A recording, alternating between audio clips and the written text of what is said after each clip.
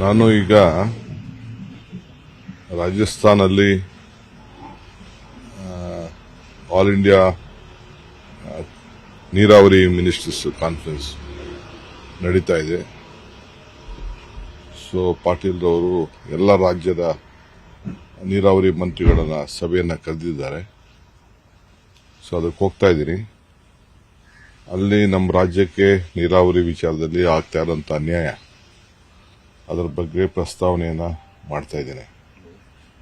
ಯಾಕೆಂದ್ರೆ ಬಹಳ ದಿನದಿಂದ ನೆನಪು ಬಿದ್ದಿದೆ ಮತ್ತು ಅವರು ಜವಾಬ್ದಾರಿ ತೆಗೆದುಕೊಳ್ಬೇಕು.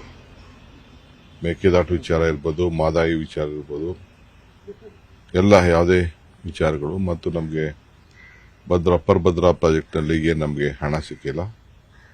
ಆಮೇಲೆ ಈ ವರ್ಷ ಸುಮಾರು ಯೋಜನೆಗಳನ್ನು ನಾವು ದೆಹಲಿಗೆ ಕಳಿಸ್ಕೊಟ್ಟಿದ್ದೀವಿ. ಯಾರೇ ತಯಾರು ಮಾಡಿ ನಾವು ಕಳಿಸ್ಕೊಟ್ಟಿದ್ದೀವಿ.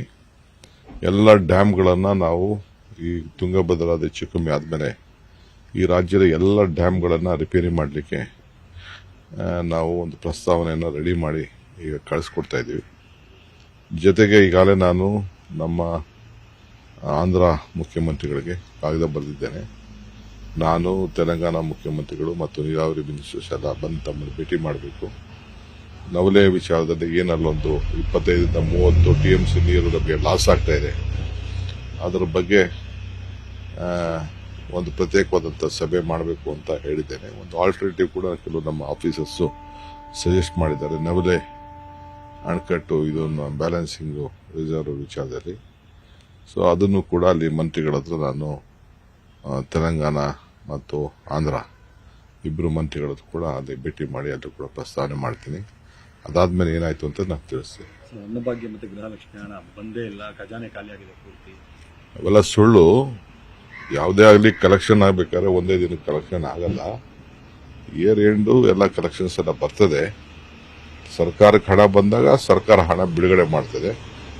ಸರ್ಕಾರಕ್ಕೆ ಏನು ಸಮಸ್ಯೆ ಏನಿಲ್ಲ, ಹಣಕ್ಕೂ ಏನು ಸಮಸ್ಯೆ ಇಲ್ಲ. ಫೈನಾನ್ಷಿಯಲಿ ನಾವು ಸ್ಟ್ರಾಂಗ್ ಇದ್ವಿ. ಮಾಮೂಲಿ 1 ತಿಂಗಳು 2 ತಿಂಗಳು ಕಲೆಕ್ಟ್. ಈಗ ನೀವು ನಿಮಗೆ ಈಗ ಅನ್ನಭಾಗ್ಯಕ್ಕೆ ಅದು ಮಾಮೂಲಿ ಏನು ಅಕ್ಕಿ ಹೋಗ್ತಾ ಇದೆ. ಏನು ಯಾರನ್ನು ನಮಗೆ ಮಾಧ್ಯಮದವರು ವಿರೋಧ ಪಾರ್ಟಿಯವ್ರು ಬಿಟ್ರೆ ಯಾರು ಪಾಪ ಗ್ರಾಹಕರಿಗೆ ಏನು ಮಾಡಿಲ್ಲ. ಅವರೆಲ್ಲ ಗ್ರಾಹಕರೆಲ್ಲ ಬಹಳ ಸಂತೋಷವಾಗಿಂದ ಹಣ ಬರ್ತದೆ ಅಂತ ನಂಬಿಕೆ ಇದೆ.